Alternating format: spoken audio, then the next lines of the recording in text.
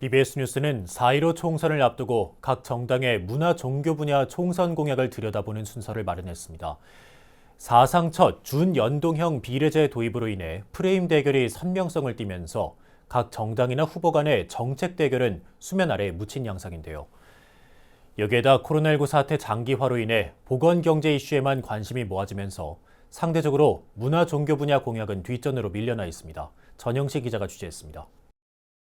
먼저 각 당의 1순위 공약을 살펴봤습니다. 민주당은 벤처기업 육성을, 통합당과 민생당은 감염병 피해 지원을, 정의당은 재생에너지 전환을 내세웠고 열린민주당은 국회의원 국민 소환제를 내놨습니다.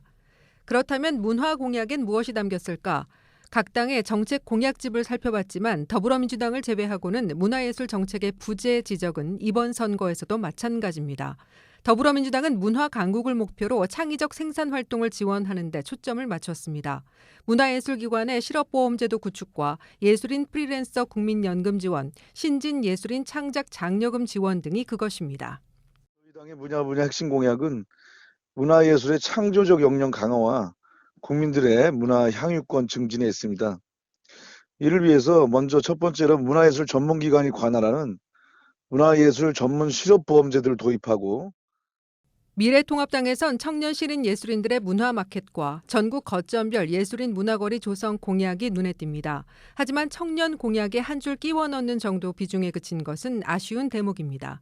그마저도 비례대표 선거를 위해 우후죽순격으로 탄생한 위성정당이나 다른 야당에선 아예 찾아볼 수가 없습니다. 후보 공약 가운데서도 간간히 문화나 불교 관련 공약이 눈에 띄지만 지역 맞춤형 공약이다 보니 모호하고 포괄적이라는 비판이 적지 않습니다. 총체적으로 예술 정책의 어떤 큰 그림들이 제시되지 않는다면 문화예술인들은 세계적인 어떤 성과를 내는 것은 그냥 우연의 어떤 산물에 불과합니다. 해마다 같은 상황이 반복되자 조계종은 총선을 앞두고 문화정책과 공약을 후보와 정당에 적극 제안했습니다. 조계종이 정치권에 건넨 정책 자료집엔 국립공원과 불교문화재의 효율적 관리를 위한 국가공원청과 불교문화유산본부 신설, 사회통합을 위한 차별금지법 제정 등이 제시됐습니다. 공원청 설치라든지 이런 부분들은 충분히 검토할 필요가 있다고 보고요. 차별금지법은 사실 민주당에서 계속 하자고 하는 부분이거든요.